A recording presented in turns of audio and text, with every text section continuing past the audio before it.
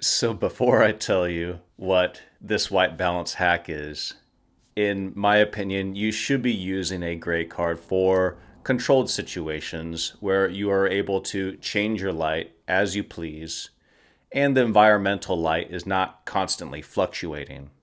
In other words, a studio environment. However, for many of us that are constantly on the move in a run and gun situation, this is not always feasible. A candid moment or the perfect lighting will be fleeting by the time we finally get the perfect white balance dialed in. To be honest, I trust current camera technology to determine the correct white balance over my own eyes. In a brightly lit situation, I can hardly see my own screen. And really, my only focus is composing and getting my shot. So, in 99% of situations, I use auto white balance. Shooting an S-Log or even a Cine picture profile, I'm easily able to adjust my white balance in post, even if it's not 100% perfect. However, very rarely do I ever have to make any drastic adjustments to my white balance. The issue with auto white balance is the white balance adjusting mid-shot, which could potentially ruin it. So let me present to you auto white balance lock. With this setting, the camera determines the correct white balance. You press one button to lock that white balance, and it will not change for the entirety of the shot. So how do I set this up, Miles? Well, I'm glad you asked. Let's not waste any more of your time and I'll show you. Press the menu button on your Sony camera.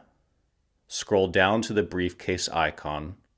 Go to Operation Customize, Custom Key Setting.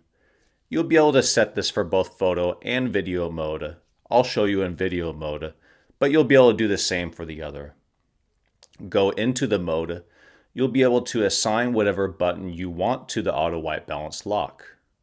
I prefer to have mine set to the left button on the circle dial, simply because it's close to my thumb. And that's all there is to it.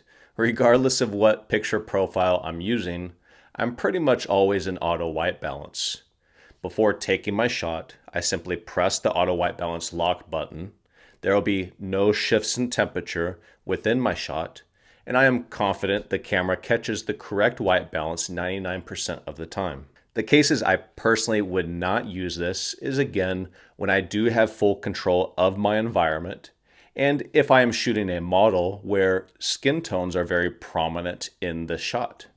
Then I would actually take the time to properly set white balance to the person's skin. However, in many cases, auto white balance lock has worked perfectly fine, even with people. So it really comes down to how important your shoot is. So there you have it. I hope you found this hack useful. If you have any questions or suggestions, please post them in the comments below and I'll do my best to get back to you. If you enjoyed this video, please consider liking and subscribing and I'll talk to you later.